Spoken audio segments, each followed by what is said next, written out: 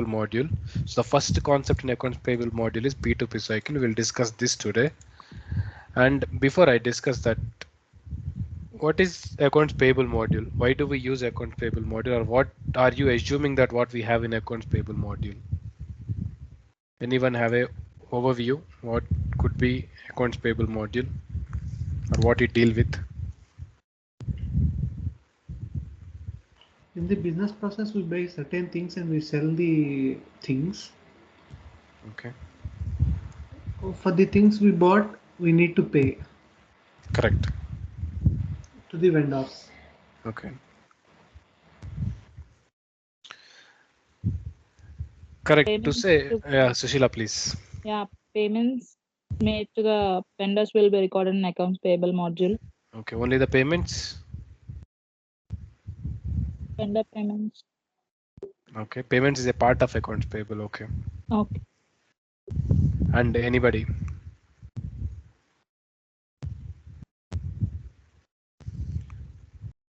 So in the accounts payable module, we generally maintain the vendor details as well as the transactions that we do with the vendors. So it's not just the payments, we also have invoices for the vendors. So we will buy goods from the vendors. If at all we buy goods, specific goods, we will create purchase order for that, and then we will invoice that purchase order. Then later we will do settlements, means paying the vendors and settling that particular invoice. So we have all this mechanism of creating purchase orders or creating any expense journals, expense invoice journals, and settling them or making payments through different modes of payment, giving the proper method of payments as well as terms of payments, applying cash discounts. So all the mechanism that deal with the vendor and the purchase side will be there in accounts payable module. Okay. So to say the accounts payable module is entirely covered with one cycle, what we call as P2P cycle generally in the market. It's the most prominent name, P2P. Okay, what is P2P? Purchase to pay or procure to pay. Okay, P2P, P2P or P2P or procure to pay or purchase to pay. Okay, this is the multiple names for this P2P, or it can be called it with anything, P2P or P2P or procure to pay or procure to pay, purchase to pay, any name. So anybody have any steps or idea on this P2P cycle? What is actually a P2P cycle? What we have in P2P cycle? Any rough idea? Seshu.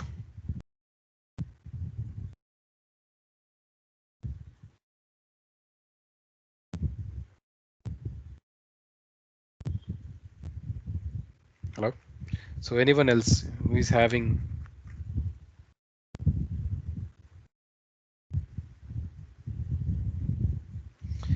Okay, not a problem.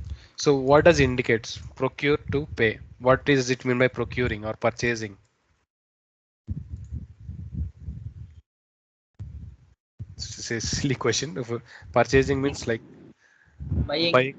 buying of goods from vendors or acquiring goods from vendors or suppliers. Okay, that's purchase. What is pay then?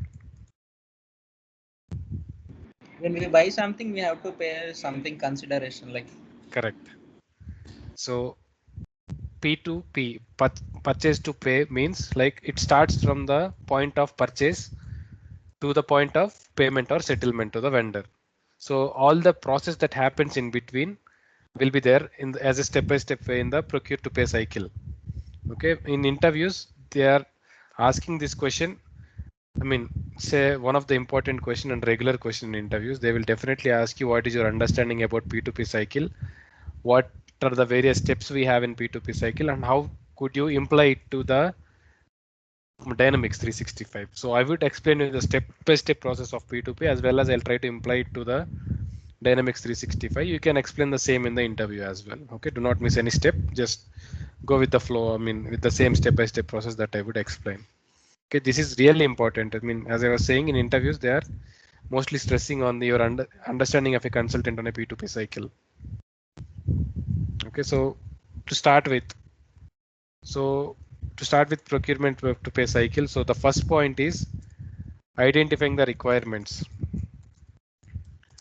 Identifying the requirements in various departments. So what kind of requirements do various departments have? Suppose if I would talk about manufacturing department or the production department, what they would need raw material. So they would need to procure raw material to use them in the production to produce the finished goods. So to begin with, they need raw material. Okay, so they might raise a request that they have a requirement for raw material because the raw material they have will be finishing by this cycle, this month end. So we need to get another lot of raw material for production purpose. So they will also give specifications which kind of raw material they want or what is the raw material you might have already have in the business. I mean, you might be buying. So according to that requirement, the procurement team will get a request that they need these kind of goods. If I would say the same example in a different way, like in another department, like if I would say like in finance department, there are two employees joined in the finance department. Two employees might need laptops to work. So they don't have systems, and company have to provide two laptops for the employees to work. And in the finance department, there is a deficit for laptops. They don't have enough laptops to give it to these two employees who join. So for that, they will raise a request to the procurement team to get to the IT team first to get two laptops for this two individuals who join, two employees who join.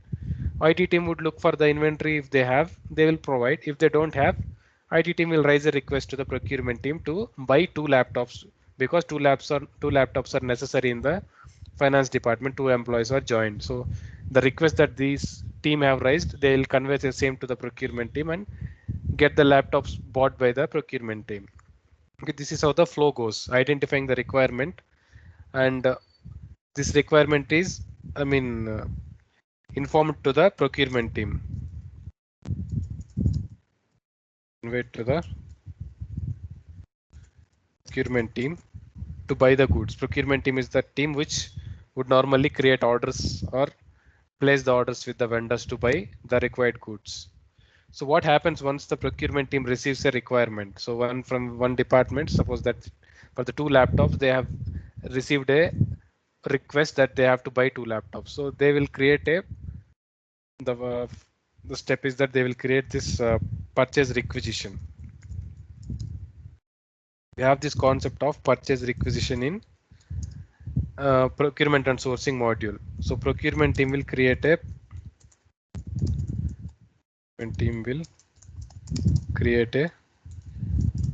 purchase. So we have So procurement team will create a purchase requisition for the purpose of. So it's a kind of document we create in system. So we will create a purchase requisition for specific goods that we have to buy. We'll select the goods also. And then once after creating purchase requisition, generally they would go for approvals. They would look for the head of procurement team as well as from the finance team to approve it. Mostly the procurement team heads will approve it that these two goods can be bought. And once after the approval is done, what happens next is the next point. So we can write the same here actually.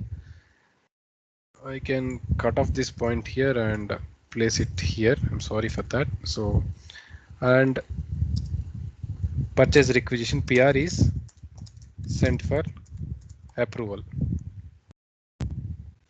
So assume that it is approved.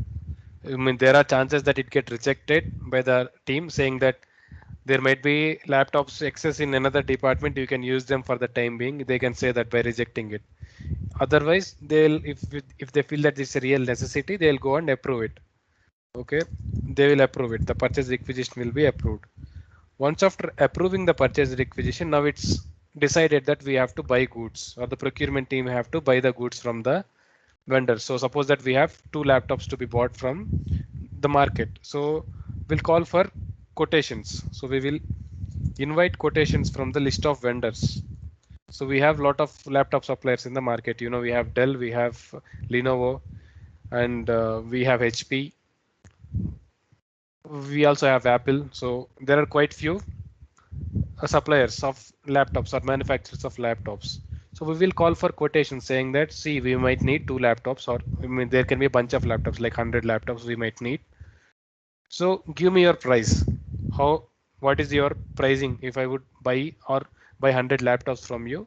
At which price you can give me? And what are the specifications of those laptops? What is the warranty you are giving? How the service that you would provide? How long you would provide free service for the laptops if at all they are damaged? And the return policy. Everything they will ask in the quotation, normally to the vendors. So once the quotations you ask the vendors, vendors will normally share the quotations with you.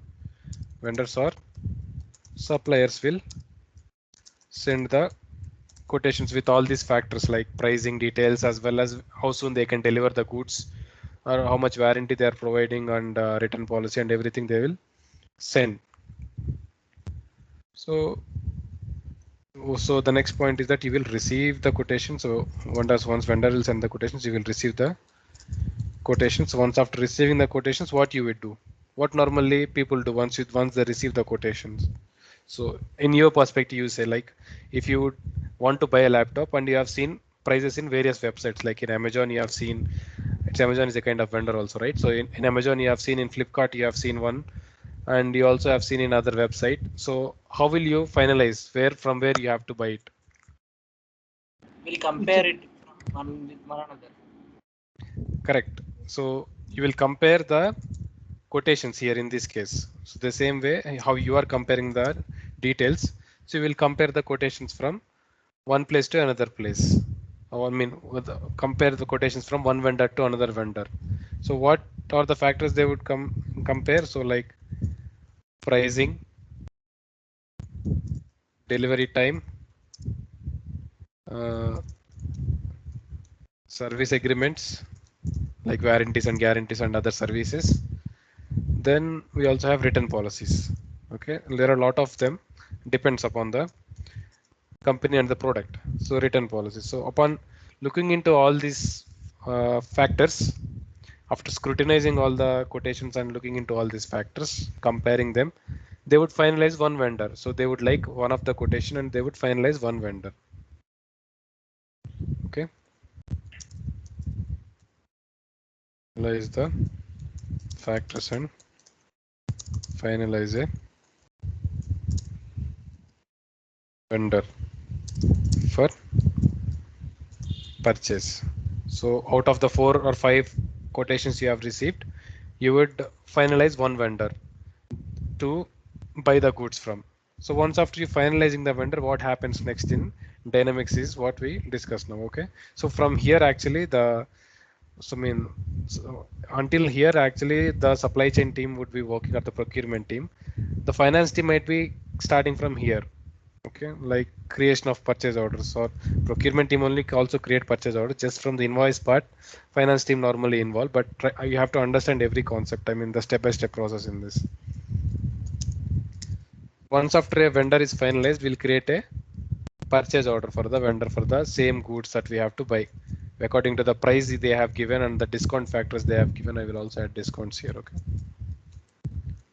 So according to the price and discounts and mode of delivery, time of delivery, and terms of payment, we can agree, like how much in how much time I can pay. Do I have to pay it then and then itself? I mean, once upon the delivery, or do I have to pay any advance, or do I have to can I pay it later, like after 30 days or 2 months, if I have such kind of policy, pay later policy? So we can apply the same on the purchase order if at all once you finalize the purchase order. So once you create the purchase order, so once everything is created, I mean the goods that we have to buy is entered, as well as the prices are entered in the purchase order line, and I'll tell you the process how we create, and I mean we will work on that again going forward just to understand the concept. So once after doing this, we will take a confirmation from the vendor that when they are going to deliver the goods. So vendor will confirm that they are delivering the goods, or the goods are sent for delivery. We might receive in few days, like in 2 or 3 days according to the delivery terms we have agreed. So once the vendor gives the confirmation, we will confirm the PO, purchase order, that we have created. This is the next step. Confirm the PO. Once vendor confirms that he is delivering the goods, we will confirm the PO. That's the next step. So it's important step actually, confirmation of PO. So let's say like this, confirmation of PO. Then there are chances that vendor might ask you to pay, supplier might ask you to pay advance payments. So there can be chances that there are advance payments or prepayments in business. So normally if they're delivering 100 laptops, they might ask for an advance payment before they deliver. So that would be one thing. So that point also can be inserted here. I mean, advance payments or prepayments. Okay. So once the vendor delivers the goods, you will receive the goods, right? So goods are received. So where the goods are received into? Goods are received to the particular warehouse. So the warehouse address will give to the vendor. Vendor will deliver the goods to that particular warehouse only. Goods are not delivered to the business place. Goods are delivered to the warehouse where goods are stored, and from there they are again sent to internal teams to where they have been sent to. So if raw material has to be brought in, raw material will be brought into the production warehouse wherein the production raw material is placed, and from there raw material is moved to the production place where the machinery is there, I mean to the plant. If at all it's like laptops or any other IT things, so if they have an IT warehouse or a separate room for IT department, it will go in there and the IT head will account the goods that they have received. They'll look if everything is properly, I mean, delivered or not, and how many number of goods are delivered and all. So vendor will also send this slip along with the goods that they have delivered. That is called as PRN or GRN. Like we can call it as goods receipt note, or goods receipt note, goods receipt number, or product receipt note or product receipt number. Okay, you can call it in this way, either product receipt or goods receipt number. So vendor along with the delivery of goods, he'll also send that slip wherein he mentioned how many goods he have delivered and what are the specifications of the goods that he have delivered. He will mention in that slip. The warehouse manager or the IT manager, whoever collects the goods, will look into that slip and also will look into the goods that they have sent and count them, as well as identify if there are any defects in that. Okay, if everything is proper, they'll place it in the warehouse. Okay, and at this point of time, we will post the product receipt for the PO in post product receipt for the purchase order in Dynamics. Normally in this place, once the warehouse manager confirms that the goods are received and are in proper place from in proper shape, so we will go for the product receipt in purchase order. In purchase order, we have the option of posting a product receipt as a confirmation for receipt of goods on the purchase order. So that we will do once after receiving the goods. This is the 8th step. So is it clear until here? I mean the flow. Do you miss anything? Are you missing anything here? Sairam, No. is it clear until here? Yes. Okay, I might ask anybody else like Seshu, Santosh. Yeah, clear, Jeff. Okay, Bala. Bala, you there? Is it clear for you? Yes. Okay, perfect. So we have received the goods from the vendor now. So once after receiving the goods, what happens next is that vendor will send the invoice. So invoice will not be sent to the warehouse again. Invoice will be sent to the business address, right? Where the office is located. He will send the invoice in the email as a soft copy, or he might directly send an invoice in post to the office address. Goods will be delivered to warehouse only, but invoice will be sent to office address because invoice payment has to be done from office, right? So vendor will send the invoice to business address. So upon receiving the invoice, upon receiving the vendor invoice, we will check the, we will check the prices that he have mentioned in the invoice. So it is according to the quotation or not. We'll check the cash discounts that is mentioned in that. We'll also check the terms of payment, like in how many days we can settle this invoice. and every detail we will normally look into the invoice. And if everything is proper, we will also post invoice for the PO. Okay, for the purchase order, we will post the invoice in our Dynamics as well. So once you send the hard copy, we will also post the same or create the. So I can say like create and post the post purchase order invoice in the Dynamics. So once everything is clear with the invoice. Okay. So once invoice is posted, a liability entry will be created for the vendor that we have to settle the vendor against that invoice. So vendor will be credited with so and so money. Now we have to debit the vendor by paying the vendor, right? The payment entry will eventually debit the vendor, right? We have seen it doing vendor payments already. So the next step will be like vendor payment and settlement. Sorry, vendor payment. Also we can call it as settlements. So if we might have paid any prepayments or advance payments, we can deduct that amount and pay the remaining amount on that particular invoice. Okay, so that's the 10th step. 11th would be in case you might find any goods to be defective later or not working properly, or it's not according to the expectation. If you have the return policy and if you still have time to return the goods, you can return the goods. So that's what we call as goods return.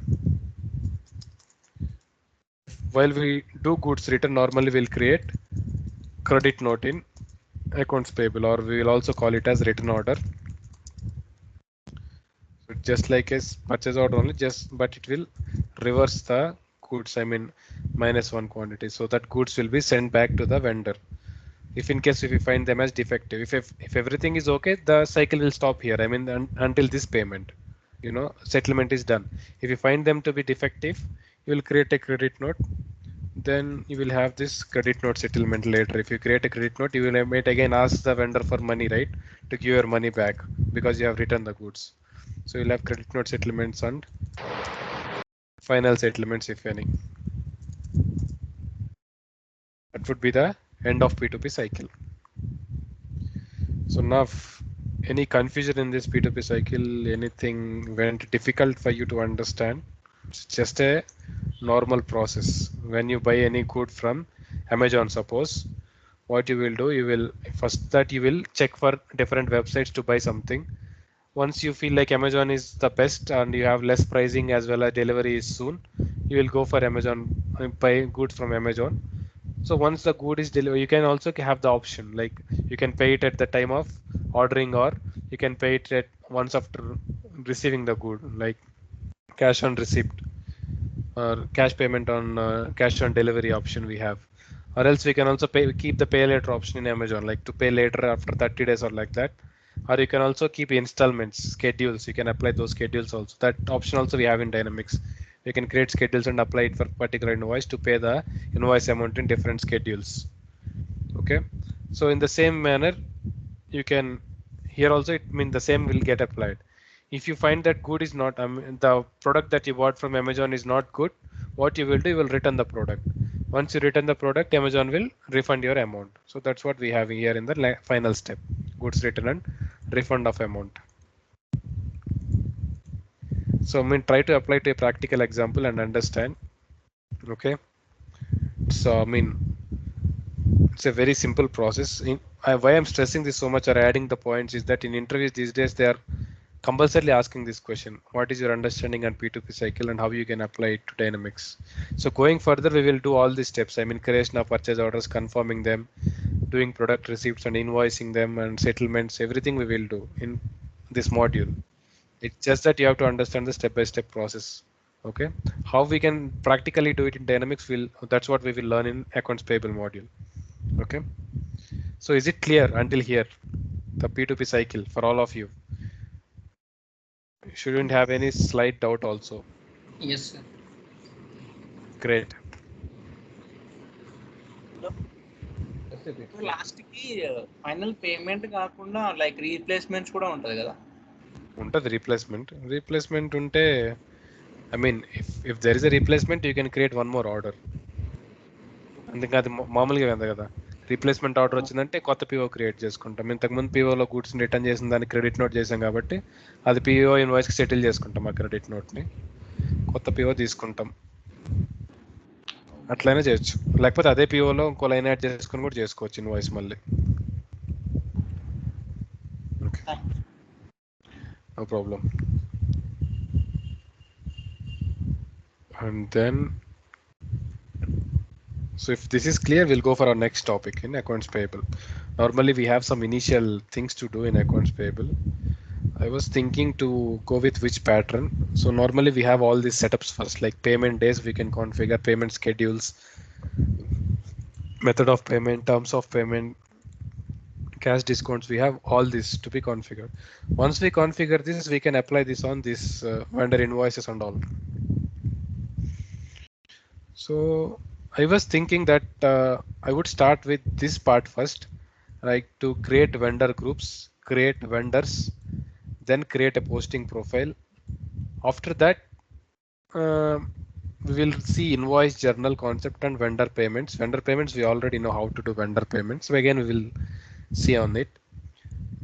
Once after working until here, invoice journals, I think we can start this setup so that we can directly apply the configurations we have done, like how to apply payment day on invoices, how to apply payment schedule on invoices, how to apply method of payment on invoices. We can understand is one way I was thinking. Another way I was thinking, like we can first explain this, then while doing this process activities after all configurations, we can again reuse them once after they are configured properly. Okay, anything will be okay.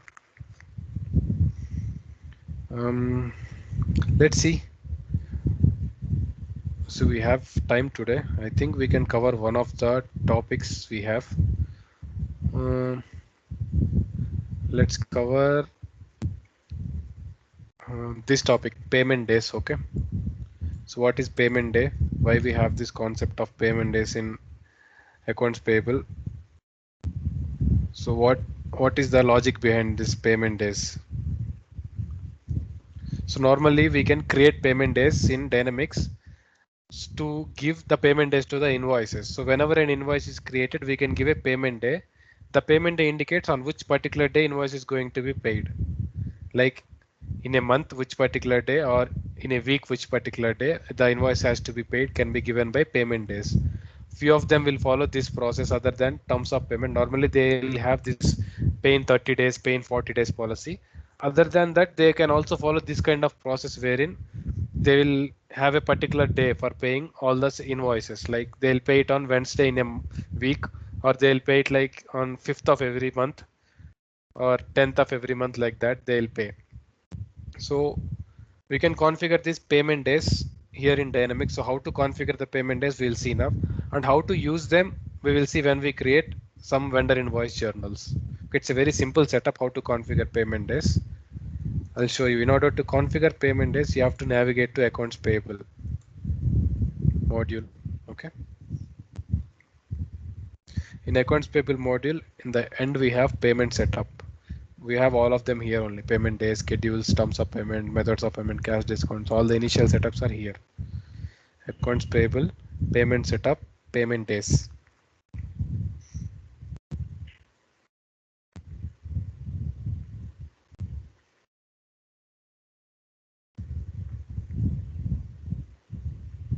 So click on payment days.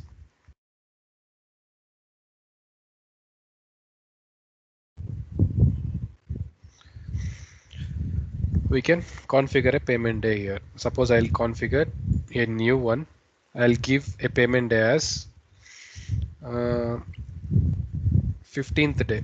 Okay, 15th of every month. 15th day, I'll give this name. So I'll give it as 15th day of month is my payment day. So whenever the invoice is done, I'll pay it on 15th of the month.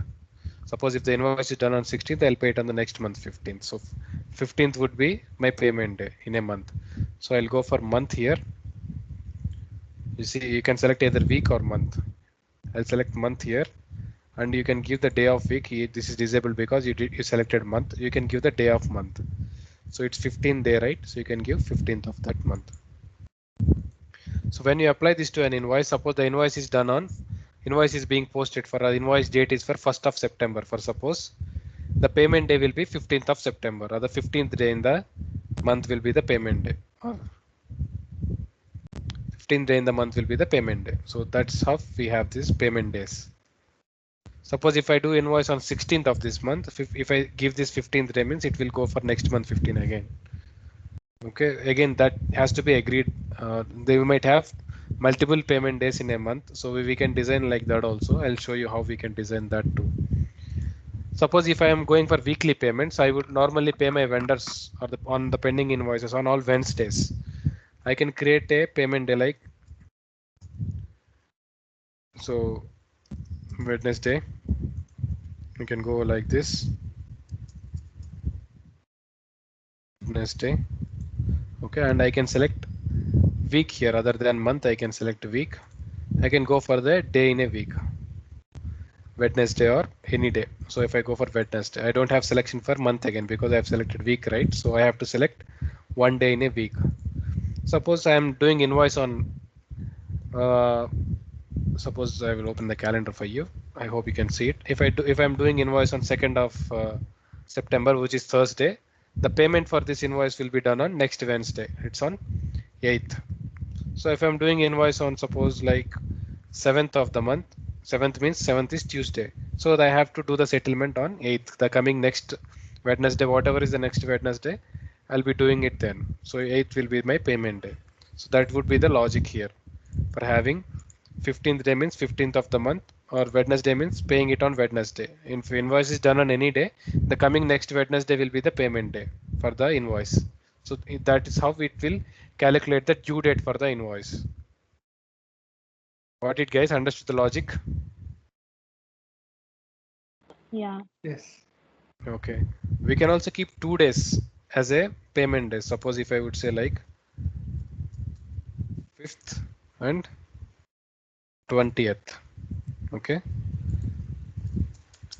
5th and 20th of month. I would say this. So here I can give, I'm sorry, here I can give month. Okay. And here I can give 5th. Also I can add one more. I can give month again. I can give 20. I can refresh this. I mean, it will be in order. 20th of month and 5th of month and 20th of month.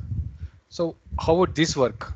Any logic? I mean, do you have any logic in mind? How would this work if I have 2 days? Any invoice raised after 5th will be paid on 20th. Correct.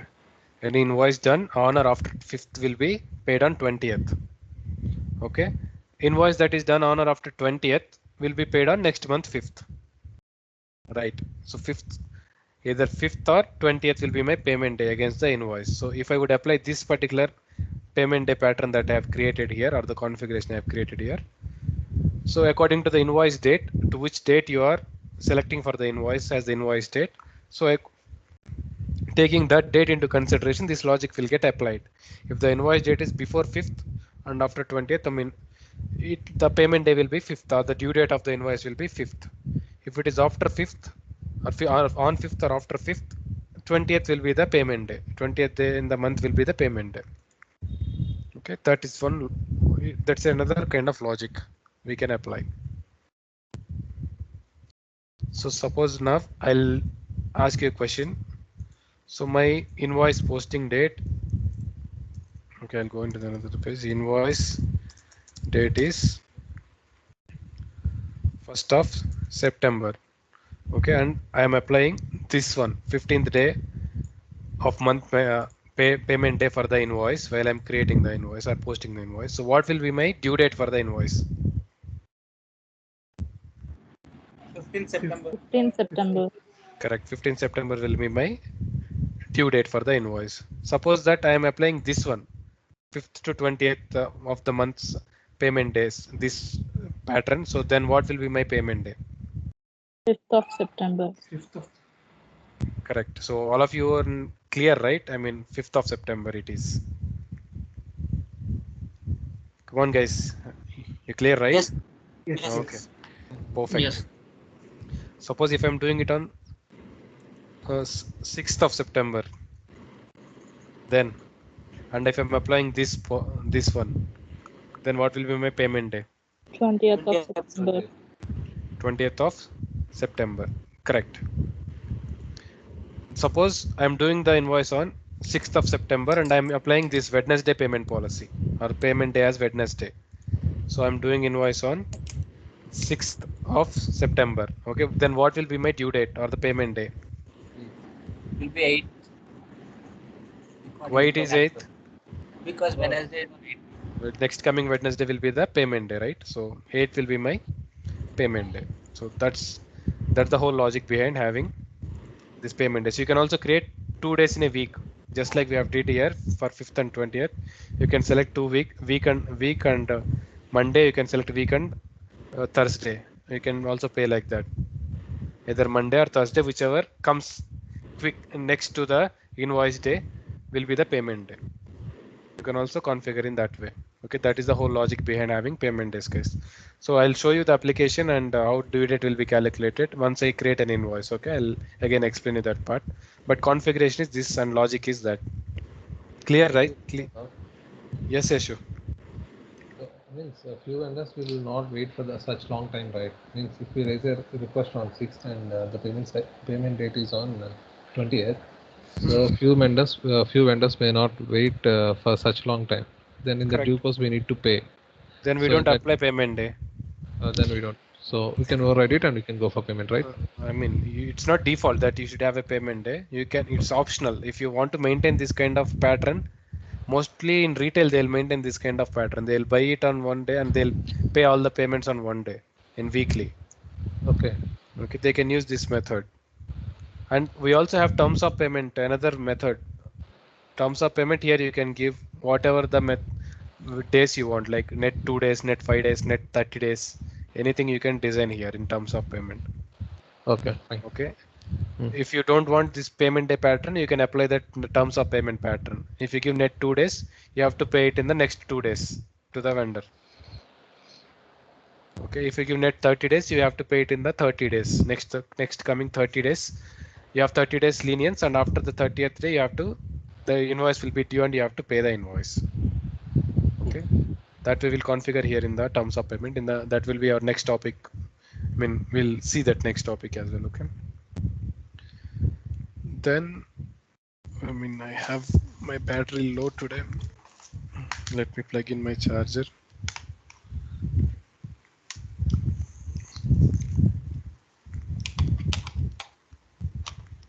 Then what else we have here in this? We have payment schedules. Okay, you can also schedule your payments in a way that you can, I mean, you know schedules, right? Like EMI or paying the total amount in schedule. So different schedules, we can configure that payment schedules also. I think we have 15 minutes of time. I feel like we can't cover the payment schedules concept in 15 minutes. Let's start with this concept, cash discounts. Okay, this would be little easier to understand and we can quickly understand this one, cash discount. So what is the concept of cash discount, guys? Does anybody have any idea about what is cash discount? Discount to be received for the purchase. No, it's not discount to be received on purchases. Okay. So there is specific place where we apply cash discounts or cash discounts can be availed. What is it? Somebody saying Saideep, Santosh. When we make Before due when date, we we are make instant we are payments. paying the money. Lump sum amount. Correct. So vendor would give you 30 days time to pay or to settle the invoice. Okay. Vendor also will say a condition that if you would pay it in within 10 days, I'll give you 5% discount. Okay. Suppose that you are settling that invoice within 10 days, you can avail that 5% discount. Right? You can deduct that 5% discount, keep it for yourself, and you can pay the remaining amount on the invoice as a full settlement for the invoice if you are paying within 10 days. But how Dynamics will understand how much cash discount we have on an invoice or how much cash discount this vendor is giving, and what is the cash discount expiry date, and from where the cash discount has to be applied. Cash discount is generally applied from the date of invoice. Upon that, for the next 10 days, if you pay this percentage, if you pay within 20 days, you can get this much percentage. We can give all conditions, and we can also give the percentage as well as the number of days that system can, number of days that I would say like number of days for the particular discount code or discount percentage to be active. So if you pay within that particular day or before those days that is agreed by the vendor with us, we'll get that cash discount. So in order to have that in place or to apply such kind of discounts, firstly we need to configure the discount codes accordingly. How much percentage, how many days. So if we have discount code, system will, if we apply the discount code to the invoice, system will automatically understand. So on this invoice, before you pay by this date, or if you're doing settlement, system will automatically deduct the cash discount and account it to the, this account, discounts account you have, right? Normally, when I do invoice, suppose I have an expense, suppose purchase expense will be debited with 1000. This is invoice entry, okay? Vendor will be credited with 1000. This is when I do invoice, okay? I would say like invoice entry. When I do payment, what happens guys when I do payment? What is the entry for payment? Vendor payment. Vendor account to bank. Vendor will be debited with 1000 for suppose, and bank account will be, bank or cash account, anything will be credited for 1000. This is the payment entry, right? So what happens in this, when we do settlement, this one will get knocked off with this one, this vendor balance which is 1000 credit will get debited with 100 and vendor balance will become finally 0. And we only have this entry, purchase expense will be debited and bank account will be credited. Correct. So in case if I have a cash discount, if it's a vendor cash discount, what it will be to us, revenue or expense? Come on guys. It's revenue. How it, so it's a revenue to us because we are getting a benefit out of it, or we are paying less for the amount that we have to pay. Suppose that I have $50 discount on this, so I will pay through my bank only 950 to the vendor. What about that 50? The voucher will not be balanced if without recording that 50, right? So we have to account that 50 also. So we will account that 50 into this account. So I can say like vendor cash discount. Vendor cash discount account will be credited. Revenues are always credited, as I told you. Gains or revenues will always be credited, so it will be credited. So vendor account will be settled with 1000 only, out of which we only pay vendor 950, and the other 50 we will record as cash discount. So system will automatically do this for you if we apply cash discount code and pay within the cash discount date. So how system will do it? Only when we configure it properly here in the discount codes. Okay, you understood the financial impacts, right? This entry, all of you. Yeah. Yes. Okay, Saideep, Santosh, Yes, I need your acknowledgement as well. And Yes, bro. okay, Yes, JP. Yes, sir. perfect. Then if you understood, then we can go ahead and configure that codes. Okay, we have, it's a easy configuration only. Do not get confused. I'll just click on new in the cash discount codes and I'll give a name for this cash discount code. I would say like 5%. Scroll. So 30 will be too big. 20 days. Okay. 5% discount upon paying in 20 days.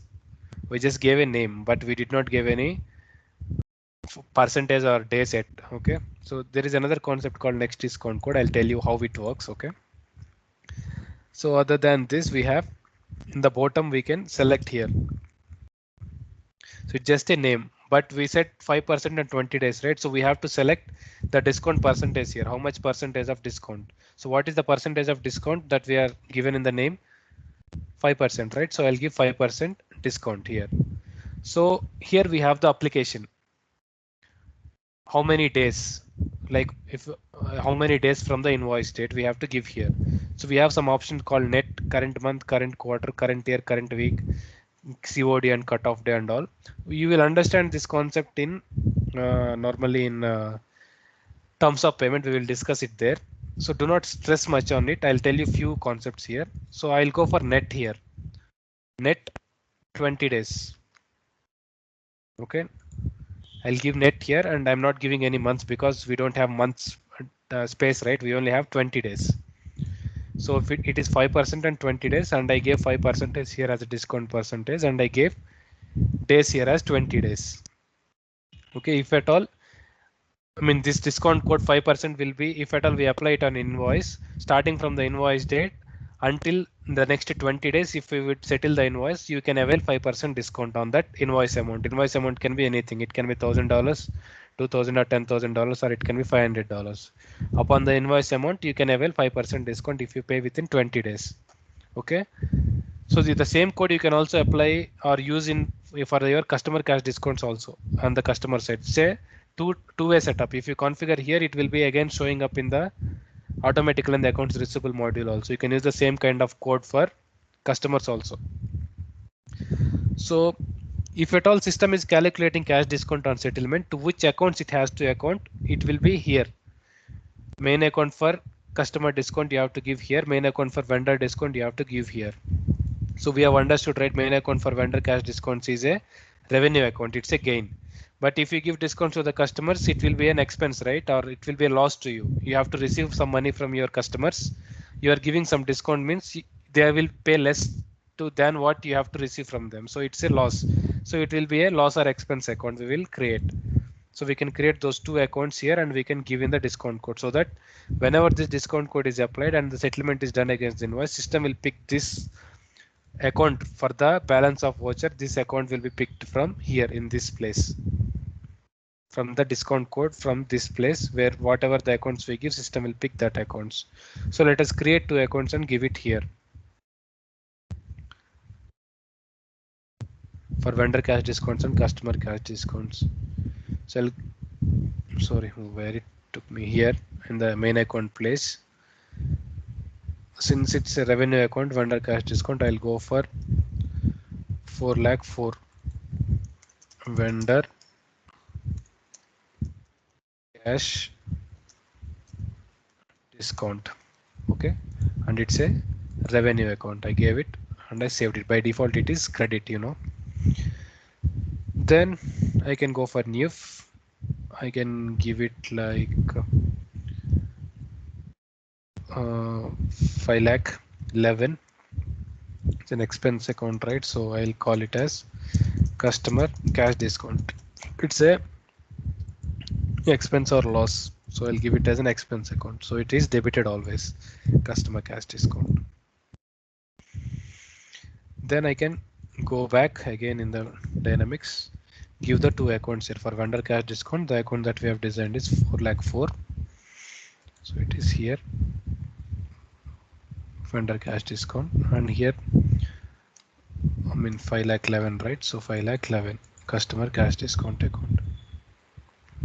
Right, so I have given these two accounts here.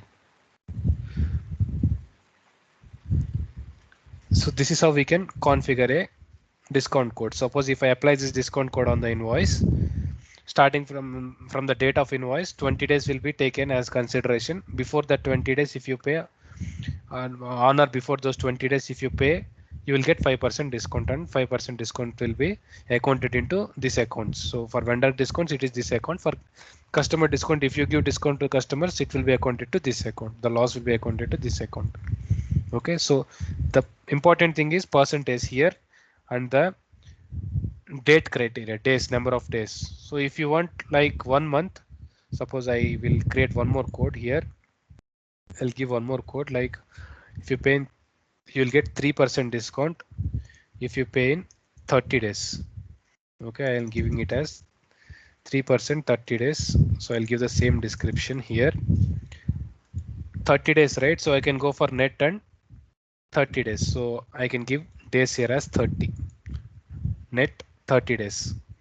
And discount percentage I can give. What is the discount percentage, guys, here? 3. Correct, 3%. So 3% we have decided, so I'll give 3%. So according to this only, system will pick the percentage amount and the days. And the main account for customer cash discount, I mean the same account here, and the vendor cash discount, the same account here, 4 lakh 4. Suppose that there is a kind of discount, it's not related to this. Suppose there is a kind of discount for 1 month.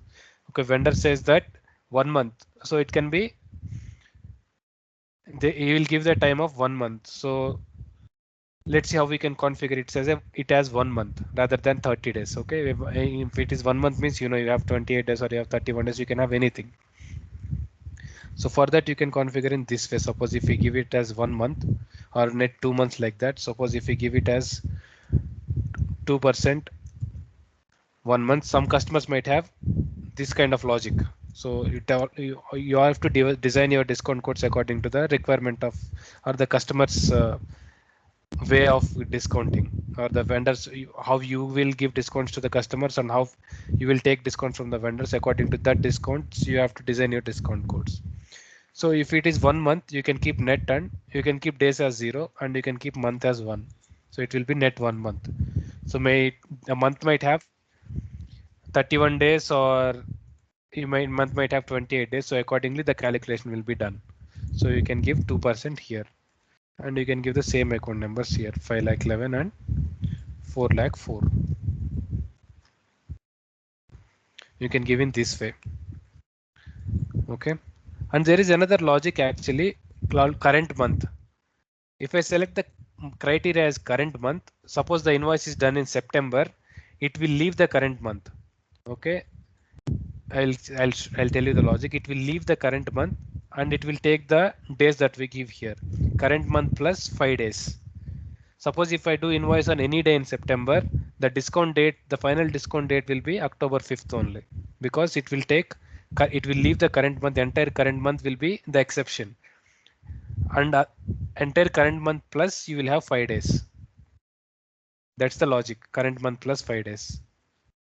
Suppose if I do invoice on 1st of September, the discount will be availed until 5th of October. So the entire current month as well as another 5 days from the current month. If I do invoice on 16th of September also, it will be October 5th only, because the entire month, existing month will be left over, and after that another 5 days will be given as a grace period. I mean the next 5 days after the current month will be the date until which I can avail the cash discount, or I can settle the invoice to avail the cash discount. That's the logic. If at all I use current month plus 5 days, or current quarter plus 5 days, means it will leave the entire quarter and it will give 5 days after that quarter. I can also select current quarter plus 1 month, so that current quarter will be left over and another 1 month will be given as a grace period for availing cash discount. But generally vendors will, or you won't give any that much long time for availing cash discounts. Like current quarter will generally give days or months, that's all. Okay, you can use this net 30 days, or you can also use net 1 month like we have used here, net 1 month. If at all we can apply this on separate vendor invoice, like 2% in 1 month. If at all we settle the invoice in 1 month, we'll get 2% discount. Clear guys? I mean, this concept of current month and current quarter we will again see in terms of payment. You will better understand the logic there. Okay, we'll apply there. Is it clear how to give the 30 days, net 30 days, net 20 days and net 1 month here in the discount code for all of you? Yes. Okay. Bro, what if they give the amount, like not the percentage, but the amount? Generally, you have the percentage only. If at all they give amount, you can apply the percentage and you can change the amount also. Like you can create a code, right? If at all, if it is $1,000, right? If it is $1,000 and if they're giving $100 as the amount of discount, so you can create a code quickly here anytime. 10%, 20 days if they give, if you pay in 20 days, you'll get a $100 discount. So you can do that. Or while payment, you can manually adjust the discounts also. Not a problem. You can manually Can you adjust the discount amount also, or you can add the amount also. Okay, bro. Okay, it's just that initially if you have any discount percentage like this, you can apply this code and accounts will be picked from here.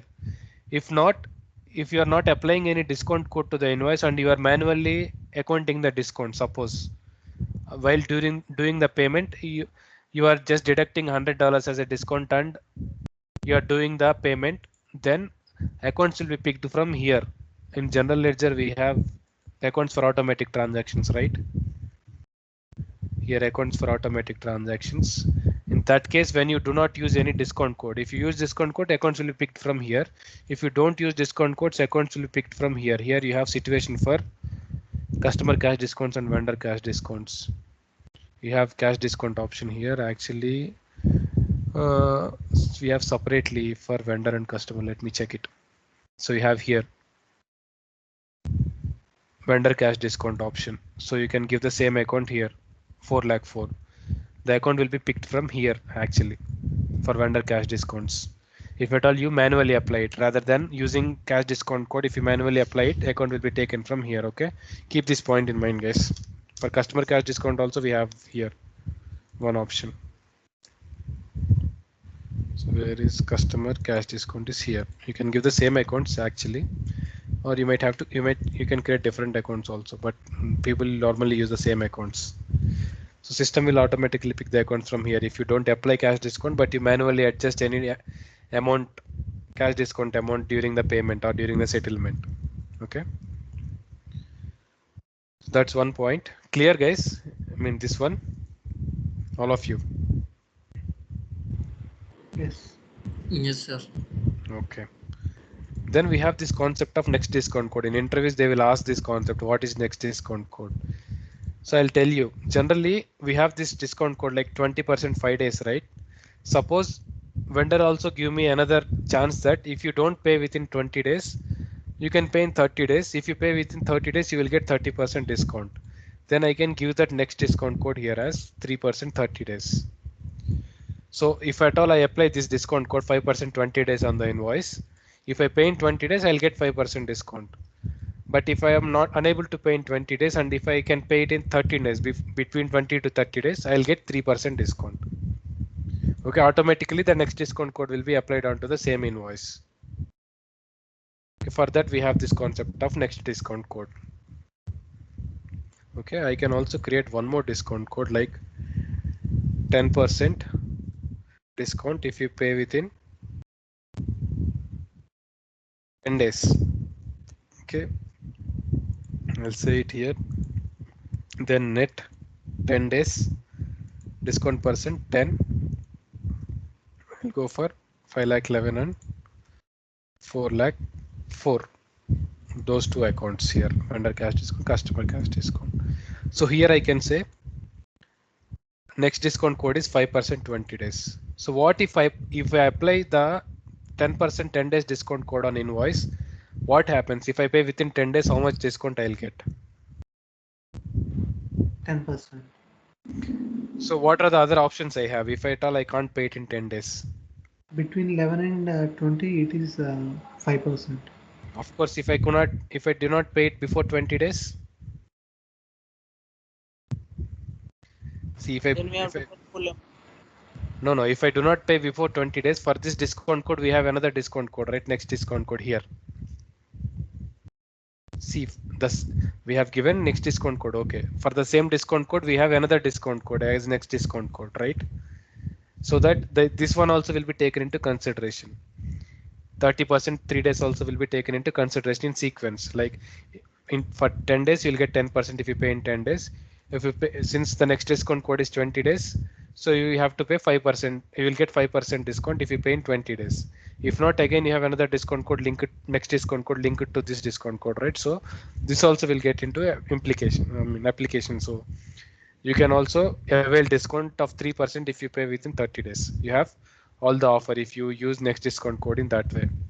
Okay, in interview, if they might ask you the question, you can say like, we can create one more discount code for a further date or further more number of days, and you can give it as a next discount code so that if the first discount code is expired or if you could not settle the invoice before that date, the next discount code will be applicable, or the next discount can be availed if at all we can pay it before the specified date interval in that specified date in the next discount code. Okay, if at all I am not able to pay within 30 days also, then I have to pay the full amount on the invoice. That's all. So that's how we can use this logic of next discount code. Okay, so for this 10% 10 days, I'm not, I mean, I'll just remove it. I mean, I'm not need it, but 5% 20 days and I have 3% 30 days. So whenever I give this discount code, I'll also have this option. Okay, 1 second. I'll also have this option as the next discount code. Okay, clear guys, this logic of next discount code, all of you. Yes. Yes. Yes, sir. Okay, so all the configurations about creating discount codes is clear, right? So we will, when we do invoice, I'll try to apply the discount codes and show you how the discount code, discount date is showing up. Okay, so we can see that part as well. So this would be all about creating discount codes. Tomorrow we'll see more about the payment schedules, terms of payments and methods of payments, and we can complete all these three if time permits. Okay, so we have done methods of payment already. I mean, we have configured checks and post-dated checks. Other than that, we have few methods of payments. We can work on it. Okay, so tomorrow we'll see this concept. So today, to practice until here, configure payment days and discount groups, and also go through the P2P cycle that we have discussed, which is really important, as I was saying. So what I'll do is I'll just copy this and paste it here so that it would be better for you to follow this in the chat box. I'll paste it. Right. Okay, just go through it. Then that would be all. If you have any doubt, just let me know. I'll just stop the recording until here.